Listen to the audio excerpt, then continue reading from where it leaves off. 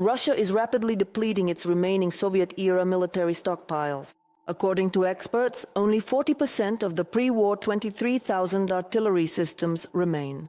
The enemy is trying to revive neglected equipment that has been left out in the open for decades. Dmytro Shulha investigated which types of weaponry Russia is losing the most and how this will affect the battlefield. Russia's stockpiles of Soviet-era equipment, particularly tanks, are shrinking.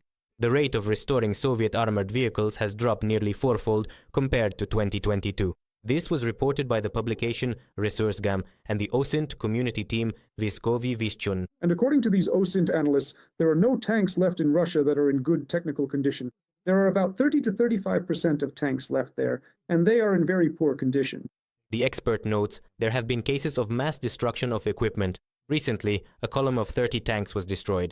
According to the Commander-in-Chief of the Armed Forces of Ukraine, Oleksandr Syrsky, more than 1,200 tanks have been destroyed since the beginning of the year. OSINT researchers estimate Russia's losses at more than 50% of its tank fleet, although some equipment is still stored in warehouses. The enemy has the capability to restore equipment in certain production quantities after it has been stored in open warehouses since the times of the Soviet Union. Before the full-scale invasion, according to OSINT analyst Jombi, Russia had about 7,000 tanks in storage bases. By 2025, almost 3,000 remained. All of them are non-operational. The entire wiring needs to be replaced. They need to replace all the rubber seals, and that's a very complicated job. So, optimistically speaking, it would take about 2 to 3 months to restore such tanks. Modern electronics need to be installed, and thermal imaging sites have to be added. And all of this is available in Russia only in very limited quantities, and it's quite difficult to develop. Russia cannot fully repair all tanks, and due to sanctions it is able to produce very few new ones. This is not enough to compensate for the losses, the expert emphasizes. But these new tanks, we're talking about the T-90M, they don't make it to the battlefield. I mean, we haven't seen the T-90 for quite a while, but at the same time, Russia is producing them, well, in quantities of about up to 20 units per month. Russian aviation is also suffering significant losses. Due to the full-scale invasion, the aggressor country is unable to produce aircraft in the volumes it did before the war. At the start of the full-scale invasion, Russia had about 1,511 tactical aircraft. These include all types of Soviet aircraft that they received from the Soviet Union, such as the Su-24, Su-25, MiG-29, and Su-27. There was a loss of about 125 to, 200 tactical aircraft. The expert notes, in 4 years of war, Russia has managed to produce 22 new aircraft. This is 1/5 of what they used to assemble before the full-scale invasion. There is an acute shortage of components. The aggressor country is not receiving the necessary number of parts, even through third countries. So the Russians are trying to preserve old aircraft and repair them. In reality, I think it's 2 or 3 units a year. And what's their problem? Almost all the electronics installed on these aircraft are not Russian. They are of Western manufacture. A lot of analysts, and the GUR published, the GUR itself published on the portal, if I'm not mistaken, about these aircraft. That is, about 80% of this electronics is purely Western. The Russian Federation is experiencing a severe shortage of MiG-31 aircraft, which it uses to strike Ukraine. According to Defense Express, out of the 500 aircraft that were available at the start of the full-scale invasion, only 150 remain in service now. As for strategic aviation, before the war, there were up to 100 aircraft. However, after the operation and the downing of Pavutina, their number decreased by a quarter. As Anatoly Krapchinsky notes, the old aircraft are still in storage, but most of them require repairs. There is a large number of Su-22 M3 aircraft, over 69 of them, which are still in storage and could potentially be brought back from storage and restored. For example, even with a loss of nearly 70 to 80%, the remaining 30% could still carry out combat missions. The shortage in Russia has also affected artillery. According to OSINT analyst Jombi, out of the pre-war 23,602 units of mortar and anti-aircraft artillery, only about 40% remain in storage. Overall, only 1/5 of the pre-war stock of rocket artillery out of 1,583 systems remains in storage. Most of the models they have, the overwhelming majority, over 90%, are Soviet models, and at best they're modernized versions. They do have their own development, which is called Malva. This is a wheeled self-propelled artillery unit equipped with a new gun, which has a rather odd choice of range, up to 21 kilometers. For example, the 429th Achilles Regiment this summer knocked out one and destroyed another Malva. It's a self-propelled artillery system. That's why the equipment is mixed.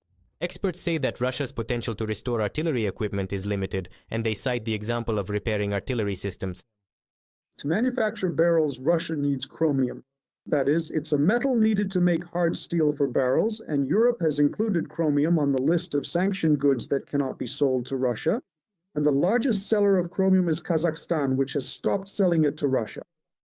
The aggressor country also faces a significant shortage of ammunition, which is why it uses North Korean ones.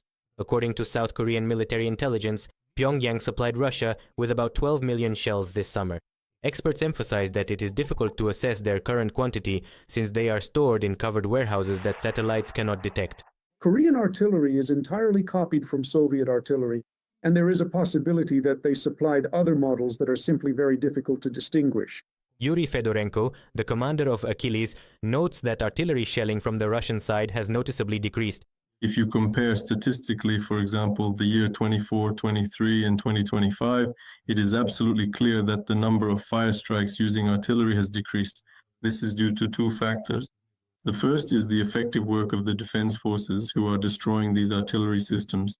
And the second factor is that Russia, one way or another, is experiencing a certain shortage of ammunition. As for the missiles that Russia uses to strike Ukraine, according to the latest data from the Defense Intelligence, the aggressor country produces up to 195 of them per month. The level of missile production remains at the same level as, for example, in 2022 to 2023. They have not increased production because this is expensive weaponry. The Kak-101 and Kak-555 cruise missiles that we see are being assembled and dated as 2024 to 2025. This shows that Russia continues to produce these missiles. Currently, according to experts, drone production is a priority in Russia. A representative of the GUAR, Andriy Yusov, reported that they manufacture 2,700 units every month. Dmitro Shulha, Rada TV channel, for the summary program Yedini Holovne. Volodymyr Zelenskyy leaves Washington without any public announcements about Tomahawks, but with an agreement on further defense cooperation and diplomacy. At the meeting, the US president suggested that both countries stop where they are. The Ukrainian president agreed. There are no comments from Moscow. Previously, Russia demanded that Ukraine cede territories. Meanwhile, Donald Trump is planning a new meeting with Putin. He is announcing the summit in Budapest. The topic will be continued by Radio Svoboda correspondent Zoriana Stepanenko.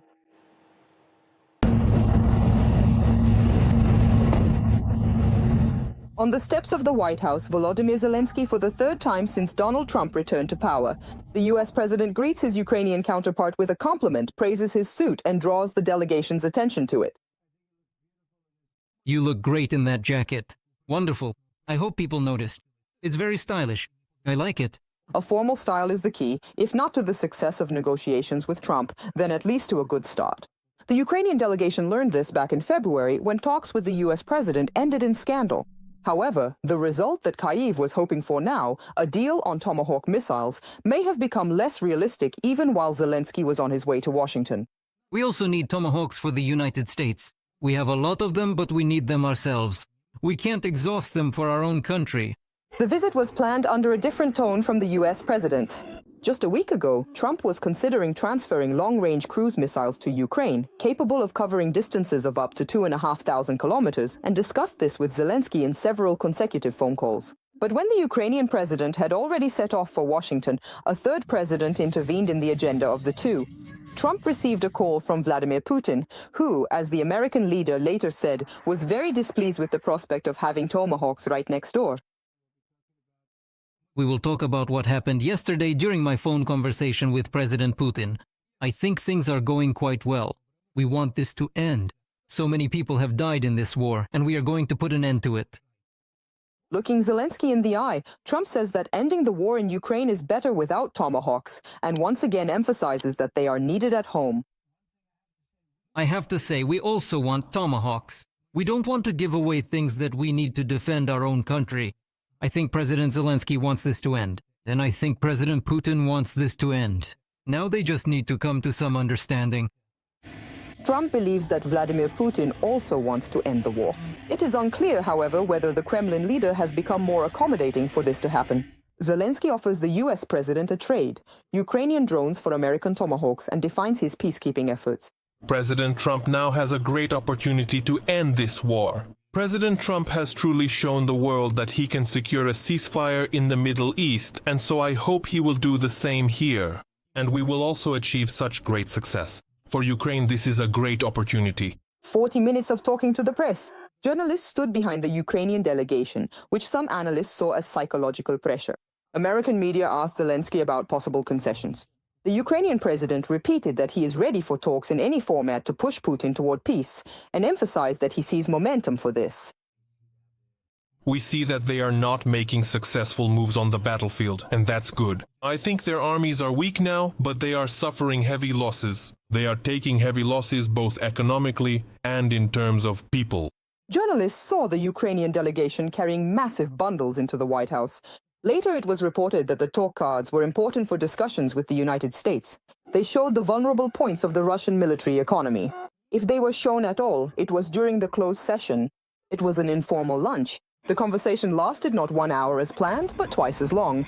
Afterwards, Zelenskyy immediately told European leaders over the phone how everything went, and then shared it with journalists. There is no news about Tomahawks, at least not publicly.